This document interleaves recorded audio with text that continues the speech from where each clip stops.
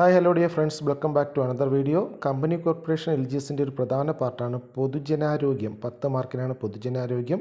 അതിലൊരു പ്രധാന പാർട്ടാണ് ജീവിതശൈലി രോഗങ്ങൾ, ലൈഫ് സ്റ്റൈൽ ഡിസീസ്. അത് പാഠപുസ്തകത്തിൽ വ്യക്തമായിട്ട് പറഞ്ഞിട്ടുള്ളൊരു മേഖലയാണ്.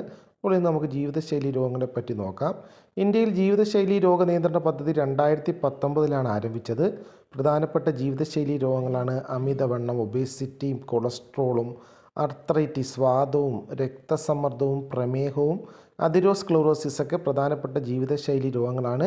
ജീവിതശൈലി രോഗത്തിൻ്റെ കാരണങ്ങൾ അനാരോഗ്യമായ ഭക്ഷണരീതിയും വ്യായാമമില്ലായ്മയും പുകവലിയും മദ്യപാനവും ഉറക്കക്കുറവും മാനസിക സമ്മർദ്ദവും പോഷകങ്ങളുടെ കുറവും ലഹരി വസ്തുക്കളുടെ ഉപയോഗമൊക്കെ ജീവിതശൈലി രോഗങ്ങൾക്ക് കാരണമാണ്. പ്രമേഹവും ക്യാൻസറും ആർത്രൈറ്റിസും അമിതവണ്ണവും രക്തസമ്മർദ്ദവും കൊളസ്ട്രോളും അതിരോസ്ക്ലറോസിസും സ്ട്രോക്ക്, പക്ഷാഘാതവും പ്രമേഹവും ഇതെല്ലാം നമ്മുടെ ജീവിതശൈലി രോഗങ്ങളുടെ കീഴിൽ വരുന്നതാണ്.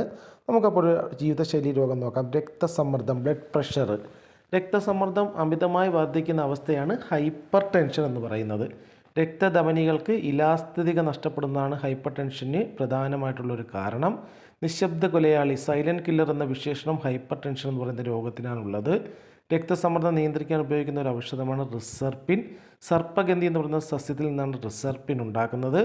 ഭക്ഷണത്തിൽ ഉപ്പിൻ്റെ അംശം, അതായത് സോഡിയം ക്ലോറൈഡിൻ്റെ അംശം കൂടുമ്പോഴാണ് രക്തസമ്മർദ്ദം വർദ്ധിക്കാൻ കാരണമാകുന്നത്. രക്തസമ്മർദ്ദം നിലനിർത്താൻ സഹായിക്കുന്ന ധാതു ഏതാണെന്ന് ചോദിച്ചാൽ സോഡിയമാണ് രക്തസമ്മർദ്ദം നിലനിർത്താൻ സഹായിക്കുന്ന ധാതു. അതുകൊണ്ട് തന്നെ ഭക്ഷണത്തിൽ സോഡിയം ക്ലോറൈഡ്, കറിയുപ്പിൻ്റെ അളവ് ഹൈപ്പർ ടെൻഷൻ ഉള്ളവർ കുറയ്ക്കണം. ഉയർന്ന രക്തസമ്മർദ്ദം കാരണം രക്തക്കുഴലുകൾ പൊട്ടിപ്പോകുന്ന അവസ്ഥയെ ഹെമറേജ് എന്നാണ് വിളിക്കുന്നത്. രക്തസമ്മർദ്ദം സാധാരണയിലും കുറയുന്ന അവസ്ഥയാണ് ഹൈപ്പോടെൻഷൻ. ഹൈപ്പർ ടെൻഷൻ ഉയർന്നത്, ഹൈപ്പോടെൻഷൻ താഴുന്നത്. ഉറങ്ങുന്ന സമയത്ത് ഒരാളുടെ രക്തസമ്മർദ്ദം സാധാരണയായി കുറയുകയാണ് ചെയ്യുന്നത്. രക്തസമ്മർദ്ദം അളക്കാനുള്ള ഉപകരണം സ്ഫിഗ്മോമാനോമീറ്ററാണ്. ജൂലിയസ് ഹാരിസൺസ് ആണ് ഇത് കണ്ടെത്തിയത്.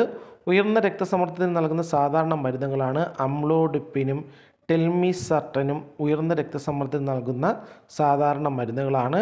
ഇനി നിയന്ത്രണ മാർഗ്ഗങ്ങൾ എന്തൊക്കെയാണെന്ന് ചോദിച്ചു കഴിഞ്ഞാൽ കൃത്യമായ വ്യായാമവും പുകവലി, മദ്യപാനം എന്നിവ ഒഴിവാക്കലും ശരീരഭാരം കുറയ്ക്കലും ഭക്ഷണത്തിൽ ഉപ്പും കൊഴുപ്പും കുറയ്ക്കുക എന്നിവ വഴി നമുക്ക് രക്തസമ്മർദ്ദം നിയന്ത്രിക്കാം. ഇനി പുകവലി കൊണ്ടുണ്ടാകുന്ന ദോഷങ്ങൾ എന്തൊക്കെയാണെന്ന് ചോദിച്ചാൽ അത് സ്ട്രോക്ക്, പക്ഷാഘാതം, നിക്കോട്ടിനുള്ള അടിമപ്പെടൽ, ശ്വാസകോശ ക്യാൻസർ, ബ്രോങ്കൈറ്റിസ്, എംഫിസീമ, രക്തധമനികളുടെ ഇലാസ്തികത നഷ്ടപ്പെടൽ, ഉയർന്ന BP എന്നിവയൊക്കെ പുകവലി ഉണ്ടാകുന്ന ദോഷങ്ങളാണ്. അപ്പോൾ വീഡിയോ ഉപകാരപ്പെട്ടാൽ ചാനൽ കൂടി ഒന്ന് സബ്സ്ക്രൈബ് ചെയ്യുക. Thank you.